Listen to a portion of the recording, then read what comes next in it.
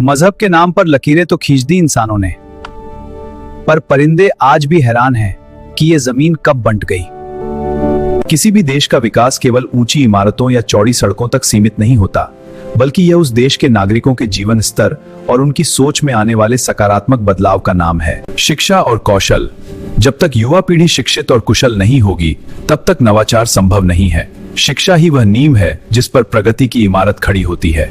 आर्थिक आत्मनिर्भरता, स्थानीय उद्योगों को बढ़ावा देना और स्वदेशी को अपनाना देश की अर्थव्यवस्था को मजबूती प्रदान करता है।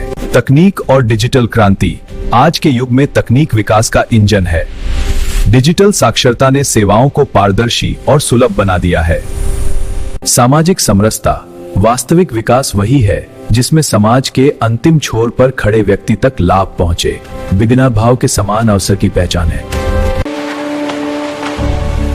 देश का विकास केवल सरकार की जिम्मेदारी नहीं है, बल्कि ये एक सामूहिक प्रयास है। एक जागरूक नागरिक के रूप में हमारा कर्तव्य है कि हम अपने कर्तव्यों का ईमानदारी से पालन करें, पर्यावरण संरक्षण और स्वच्छता पर ध्यान दें, संवैधानिक मूल्यों का सम्मान करें।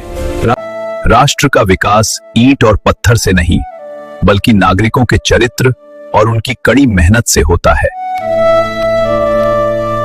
जब हम स्व से ऊपर उठकर सर्व के बारे में सोचते हैं, तभी देश सही मायने में प्रगति के पथ पर अग्रसर होता है। विकसित राष्ट्र का सपना तभी साकार होगा जब हर हाथ में काम और हर दिल में देश प्रेम की भावना होगी।